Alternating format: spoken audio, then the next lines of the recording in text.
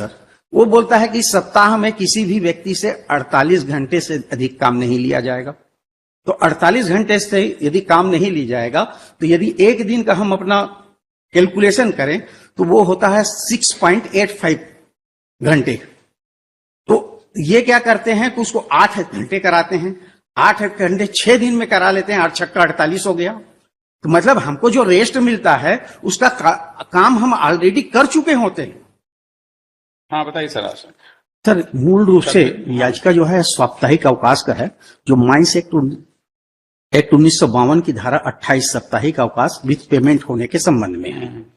साथ ही इस एक्ट की धारा 29, 30, 49 एवं 50 से संबंधित है। सर उत्तरवादी द्वारा यह स्वीकार किया गया है कि अपलार्थी माह में 26 दिन का वेतन प्राप्त करने वाला कर्मचारी है। परिशिष्ट मेन इसमें का परिशिष्ट 5 देखेंगे श्रीमान।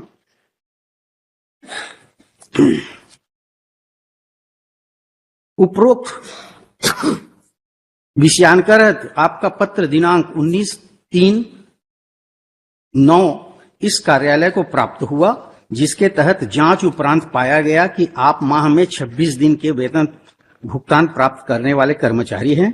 तथा माह जनवरी 2009 में 2 दिन का एवं 8 दिन का वेतन कटौती की गई, जो सही पाया गया है। ये जो इन्होंने पत्र इशू किया सर, ये परिशिष्ट 3 देखेंगे सर। इसमें क्या हुआ था कि स्ट्राइक में है कह के हमारा 2 दिन का पेमेंट काट दिया था और 8 दिन का पेनाल्टी काट दिया था। उसी के कैलकुलेशंस की बात है सर।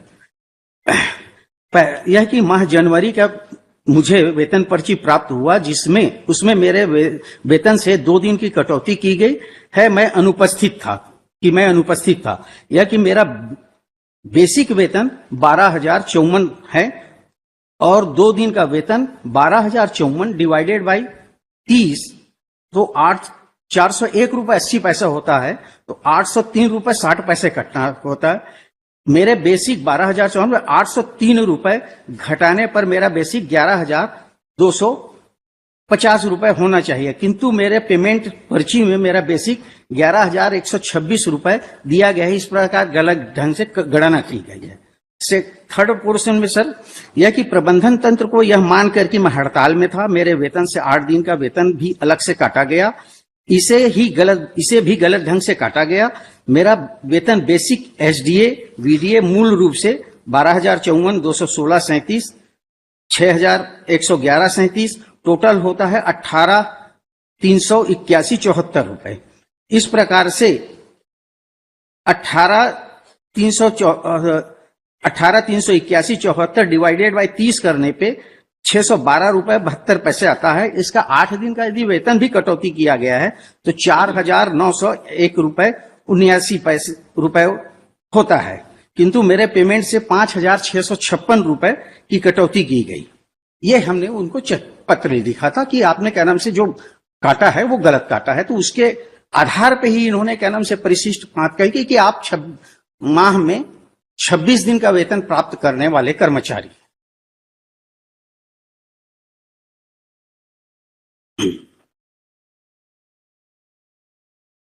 इसके कानून क्या है जी रूल क्या है 12.2.0 क्या है, वेजेस कैसे मिलेगा पैसे? हाँ सर ये वो भी वही बताइए आप। बाकी तो अपना है जो लर्नर सिंगल जज के ऑर्डर में क्या खामी है ये बता दीजिए कि उनका क्या चीज उन्होंने गलत डिसाइड किया, उसी पे हमको आपको बताना है। बाकी क्या मतलब 2.2 सर। हाँ, इसमें इसके साथ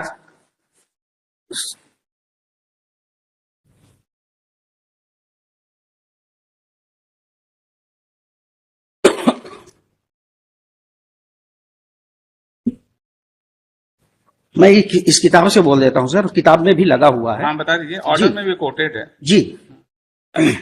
सर इन्होंने क्या नाम से मिनिमम वेज निर्धारित किया गया, एक जेबीसीसीआई कमेटी बनाया और एनसीडब्ल्यूए के अंतर्गत जेबीसीसीआई से, तो उसमें उन्होंने ये दिखाया कि बेसिक पे जो पहले क्या नाम से 312 रुपए 46 पैसे था, रिवाइज करके 321 रुपए 54 पैसे हुआ। इसी को मंथली में कन्वर्ट करके वो बोलते हैं कि जो पहले 5,550 रुपए था वो 8,360, और इसका जो टोटल है सर वीडीए अगर जो सब मिला करके वो टोटल होता है सर मैं जो रिवाइज हुआ उसी को बोल देता हूं। 359.46 एक दिन का और 9,346 रुपए 6 पैसे का। इसको क्या नाम से मल्टीप्लिकेशन करेंगे सर तो 26 दिन में ही महीने का वेतन बनता है।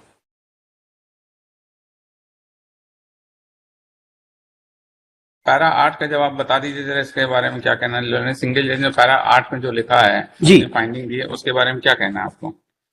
क्या फाइंडिंग गलत है? ऑर्डर के पैरा इम्प्यून ऑर्डर के पैरा 8 में, इम्प्यून ऑर्डर की पैरा 8 में देखिए, ये इन्होंने क्या नाम से जो रिप्लाई इन्होंने दिया था, सप्लीमेंट्री जो रिप्लाई दिया उसमें टोटल चेंज कर दिया। और उन्होंने कहा कि क्या नाम से ये वेज बोर्ड की जो तेरा चैप्टर 12 के ऊपर ये आ रहे हैं। जी जी जी, वो बोलता है सर चैप्टर 12 में, ways for weekly day of rest worker in the mine of the establishment govern by the mines act और फैक्ट्री एक्ट। आप मंथली पेड एम्प्लॉय थे कि नहीं थे? मंथली पेड है तो फिर तब तो फिर वही एप्लीकेबल तो हो ही जाएगा फिर आप जी। तब तो ये जो अग्रीमेंट है नेशनल कोल वेज अग्रीमेंट, हाँ, उसके तहत ही तो आपका सर पेमेंट होगा, और आप उसके अबव एंटाइटल्ड नहीं है। सर मैं बता रहा हूं सर, यदि कानून कोई है और कानून ने जो प्रिस्क्राइब्ड है उस कानून के अगेंस्ट में कोई एग्रीमेंट नहीं हो सकता। ठीक है ना? ठीक है। अब माइंस एक्ट क्या बोलता है सर?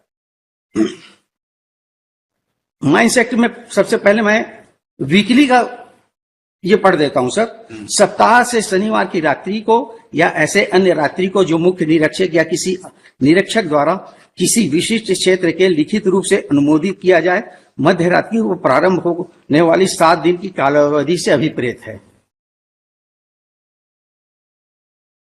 धारा 28 बोलता है सर, किसी भी व्यक्ति को खान में किसी एक सप्ताह में 6 दिन से अधिक काम करने नहीं दिया जाएगा। अब उसके बाद सेक्शन 50 बोलता है, छुट्टी की परिभाषा क्या है? साप्ताहिक विश्राम दिन अथवा उत्सवों के लिए या अन्य ऐसे अवसरों के लिए अवकाश दिन अष्टध्याय के प्रयोजन के लिए छुट्टी के अंतर्गत नहीं आते, चाहे वे छुट्टी कालावधि के दौरान हो या उसके ठीक पहले या बाद। ये जो एग्रीमेंट बोल रहे हैं सर, इसमें कहीं पे भी नहीं लिखा है कि साप्ताहिक अवकाश का पैसा नहीं देना है, क्योंकि माइंस एक्ट को ओवर रूल वो नहीं कर सकते। जो ये बोल रहे हैं कि उस दिन यदि हमको काम पे बुलाएंगे तो हमको डबल वेजेस देंगे, यदि हम ऑलरेडी रेस्ट कर रहे हैं। अब वीकली जो सेक्शन 30 जो बोलता है सर, वो बोलता है कि सप्ताह में किसी भी व्यक्ति से 48 घंटे से अधिक काम नहीं लिया जाएगा। तो 48 घंटे से यदि काम नहीं लिया जाएगा तो यदि एक दिन का हम अपना कैलकुलेशन करें तो वो होता है 6.85 घंटे। तो ये क्या करते हैं कि उसको 8 घंटे कराते हैं, 8 घंटे 6 दिन में करा लेते हैं, 8 छक्का 48 हो गया। तो मतलब हमको जो रेस्ट मिलता है उसका काम हम ऑलरेडी कर चुके होते हैं, और इन्होंने इसको गलत। Yes, what you have to say, Mr. My lord. What you have to say? My lord, applicant is Right. as per the national. No, what he is arguing, reply to that the provision which he is hammering, कि हमको जो छुट्टी का अवकाश देते हैं उसके पहले ही वो काम करा लेते हैं, तो उसका पेमेंट क्यों ना दिया जाए? This is what his argument is. In argument, first time he is taking this. For the first time, he has not 6 taken. hours, 51 minutes. The first time he is taking. Has he not pleaded before the No. writ court? Sir not- sir not लिखित ours. में पहले भी दे चुके हैं। नहीं, writ court में आपने ये पॉइंट उठाया था? यस सर, उठाया था। कहाँ है? Where is that? Where is that? Where is the Sir, hours का आपकी प्लीडिंग्स कहाँ है? आपकी प्लीडिंग्स कहाँ है जी। ये इस बात? Hours का नहीं है। जी जी सर। इसकी प्लीडिंग्स कहाँ है? इसका आपने वो कहाँ लिख रखा है? गवर्नमेंट कहाँ रखा है मिस्टर सीमा हैं? रिजाइंडर में करा दिए थे। तो रिजॉइंडर में थोड़ी ना होता है सर, रिजॉइंडर से थोड़ी ना होगा। तो अपनी प्लीडिंग तभी तो उनका रिप्लाई आएगा ना। हाँ सर, प्रारंभिक आपत्ति था और क्या नाम से रिजाइंडर था सर। ये पेज नंबर 4 का सर। देखिए, ऐसा है जब ट्वाइस पेमेंट होता है तो उसका माने ये है कि आपको वो जो अवकाश है उसका भी पेमेंट आपको दिया जाना जी जी है ना जी। तो दैट इज, तो फिर वो जब है लिखा नेशनल क्या कोल वेजेस अग्रीमेंट जो भी है, तो उसने तो इन सब चीजों का ध्यान रखते हुए ही वो एग्रीमेंट बना है, ऐसा तो नहीं। और उससे फिर अबव कैसे हो सकता है? सर अभी मैं उस पर भी आऊंगा, पहले इस चीज को पूरा कर देता हूँ, है ना। उसके बाद कांडिका 16 सर, यह कहना सही है सभी कर्मचारियों को जो डेली वेजेस और मासिक आधार पर कर्मचारी है उन सभी को माह में 26 दिन का वेतन दिया जाता है। यह कहना सही है कि सभी कर्मचारियों को माह में 4 दिन का वेतन नहीं दिया जाता।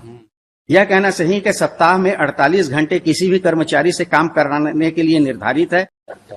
On the day of चलिए ठीक है, 4:30 ऑर्डर देख लीजिएगा जी 4:30 बजे ऑर्डर देख लीजिएगा। सर मेरा भी पूरा, आप जेबीसीसीआई के ऊपर भी जो कानून से एग्रीमेंट का बोल रहे हैं वो एग्रीमेंट इलीगल एग्रीमेंट है। ठीक है, वो एग्रीमेंट आपने चैलेंज किया है क्या?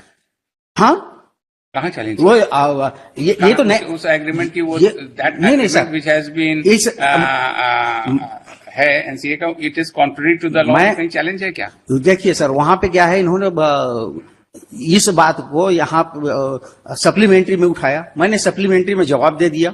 उस जवाब में मैंने क्या नाम से लिखा कि क्या नाम से ये क्या नाम से वैध एग्रीमेंट नहीं है, और जिनसे एग्रीमेंट किया है वो नॉन जुडिडिक्स पर्सन है सर। मैं वोट करना चाहूंगा सर। हाँ, 1993 एससीसी नागपुर पैरा 5 नोट कर लेना भाई। ठीक, का पैराग्राफ 5 सर, पैरा 5 हाँ, कहाँ है वो order? Bombay high court para 5 जी। An interest in the interesting question does arise this appeal of the for determination determination and that the question is related वाला पोर्शन आप वो लाइए जो रेलिवेंट है पोर्शन। ये वहां पे स्वीकार कर रहे हैं कि यह रजिस्टर्ड यूनियन आर्गूमेंट के समय स्वीकार कर लिया कि हम रजिस्टर्ड ट्रेड यूनियन नहीं है। इनका जो कहना से जो बीसीसीआई जो बोल रहे हैं जिसके ऊपर ये पूरा जोर दे रहे हैं सर, इसमें यही फेडरेशन लोग हैं और ये कोई भी रजिस्टर्ड नहीं है। और यदि मान लो कोई एग्रीमेंट होता है सर, इंडस्ट्रियल डिस्प्यूट यदि कोई आता है, क्योंकि इन्होंने मामला क्या नाम से उठाया वो सप्लीमेंट्री इसमें उठाया, इसके पहले उन्होंने नहीं उठाया था, इसलिए हम उस बात को क्या नाम से इसमें लिए नहीं थे। लेकिन सप्लीमेंट्री जब रिप्लाई दिया तो हमने उठाया और तर्क में भी उठाया, वो चीज एंट्री नहीं हुआ है। तो ये जो एग्रीमेंट है ये यदि मान लो आईडी एक्ट सेक्शन 18 के अंतर्गत होता तो एक सुलह अधिकारी होता, यहाँ पे सुलह अधिकारी नहीं था। यदि सेक्शन P2P के अंतर्गत होता तो वहां पर भी क्या नाम से यूनियन बाहर है। फिर यदि सेक्शन 2 देखेंगे सर, तो यहां पे यदि ये एग्रीमेंट होता दो पक्षों के बीच में, और ये जो बोल रहे हैं कि ये जो है विदाउट भारत सरकार के नोटिफिकेशन के हुआ, ये अपने से जेबीसीसीआई बना लिए और अपने से कर लिया, कोई अप्रूवल नहीं। यदि ये अप्रूवल रहता आईडी एक्ट के अंतर्गत यदि समझौता होता तो सेक्शन 17 देखेंगे सर, सेक्शन 17 जो है तो ये कोई भी एग्रीमेंट होगा तो वो नोटिफाई होगा राजपत्र में। ये जो है कहीं पर भी कोई नोटिफिकेशन इसका नहीं है। यदि नोटिफिकेशन अभी इन्होंने अपने प्रम्बल में लिखा सर कि हम ये जो एग्रीमेंट कर रहे हैं ये 15 केवल डेट दे रहे हैं, कोई लेटर कोई नोटिफिकेशन कुछ नहीं है। ये लिख रहे हैं 15 अगस्त 1967। इसके पहले इन्होंने अपने पहली बार इन्होंने इस चीज को रेस किया था अपने। अब ये जो चीजें आप बहस कर रहे हैं ये रिट कोर्ट में तो बहस हुई नहीं, ये तो फॉर द फर्स्ट टाइम वहां पे देखिए ऑनलाइन हुआ था और वहां पे प्रॉपर बहस नहीं। तो ऑनलाइन हुआ था या ऑफलाइन हुआ था इसका तो हमें नहीं है ना। कोरोना के समय हमारे सामने तो जो सिंगल जज ने लिख के दिया है उसी की हम को टेस्ट कर सकते हैं। नहीं, अब आप ये कह रहे हैं कि ये सब चीजें तो ऑर्डर में है नहीं, तो अगर ज्यादा से ज्यादा तो you can file a review petition if you want, if they were on record and that was not considered तो यू शुड आपको रिव्यू पिटीशन फाइल करिए अगर आपको इस तरह की बात है। वो तो नहीं, जो भी ये कह रहे हैं ये सब चीजें for the first time argument कर रहे हैं, तो उस पर तो कोई फाइंडिंग है नहीं, तो उन्होंने तो बस लिख दिया कि नेशनल कोल एग्रीमेंट के तहत इनका केस नहीं बनता है। तो that is what now he saying that national coal agreement वो कॉन्ट्ररी टू लॉ है, तो वो सब तो कुछ इन्होंने चैलेंज नहीं किया वहां पर, उस पर कोई फाइंडिंग नहीं था। How can we entertain all these things? Mister Saraf, if you अगर आप चाहें तो अगर देखिए आप उसमें रिव्यू फाइल कर लीजिए, क्योंकि देखिए ये सब चीजें जो आप बहस कर रहे हैं वो जरूर आप कह रहे हैं कि इन्होंने सप्लीमेंट्री में लाया और आपने उसको उस तरह से जी। रिजॉइंडर दिया और आप यहाँ हमारे सामने for the first time. Learned single जज का कोई भी फाइंडिंग इस बाबत नहीं है। उन्होंने the plain and simple national sir pole मैं एग्रीमेंट के तहत ऐसा सर ऑर्डर उन्होंने किया है हाँ, हाँ। ना रिजर्व करके। मैंने रिटर्न मैं यहाँ पे रिटर्न जो दिया हूँ, मैं इसके साथ में जो अटैच किया हूँ सर। क्या रिटर्न आपने दिया? रिटर्न क्या दिया आपने? हाँ, ये रीट अपील में, रिट अपील दीजिए, रीट अपील के page number 15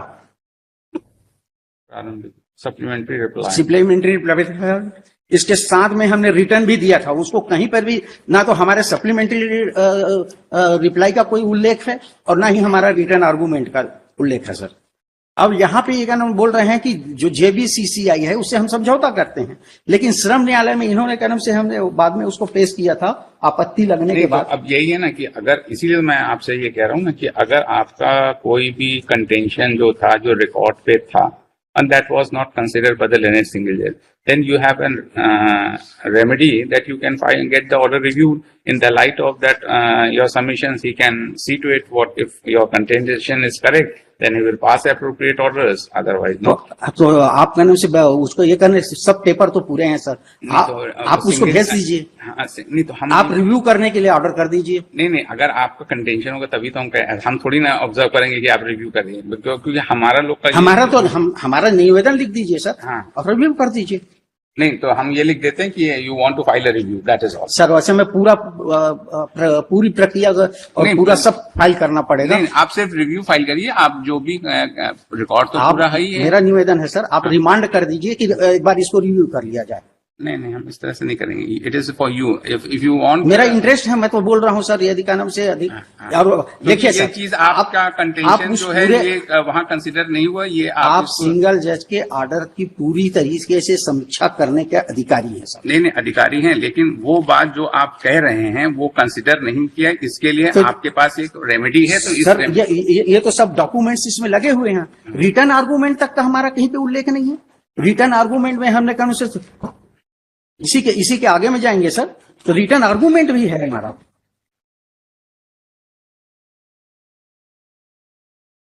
return argument page number 27 से लेके 31 तक का सर। इसमें हमने तमाम एक्ट की रिफरेंस दिए हैं। इसमें इन्होंने कंसीडर नहीं किया sir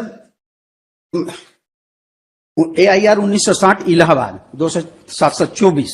When the learned counsel, the petitioner in person has vehemently submitted that the submissions which he has raised in his क्या है ये rejoinder affidavit, supplementary rejoinder affidavit, wherein he has made several contentions,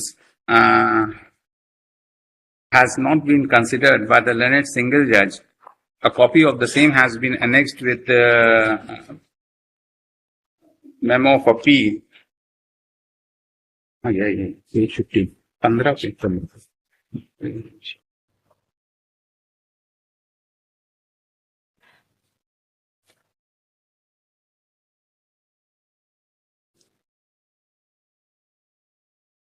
यही है ना, dated 23/7/2021 है ना, and he is has raised the same and he has drawn the attention of the court towards the same, and in view of the same, the petitioner, if so desires, may file a appropriate petition for reviewing the order passed by the learned single judge. The petition is accordingly disposed of. तो हमको इसमें पूरा document फिर से लगाना पड़ेगा। आप अब ये तो हर चीज हम थोड़ी ना बताएंगे आपको। You have to see, you have to seek a remedy. You go, you have observed that you file है, आप ऑब्जर्व करके हमने इतना ही लिखा दिया है, इस पे आप जाकर करा लीजिए। उसमें नहीं होगा क्योंकि रिव्यू का पिटीशन है और उसी पे आप एक फाइंडिंग ले लीजिए। इफ द जज wants he will reconsider his order, that is all. हमको रिव्यू फाइल करना पड़ेगा। यस, हमने कहा if you desire, that is what आपके ऊपर छोड़ा है, दैट इज व्हाट।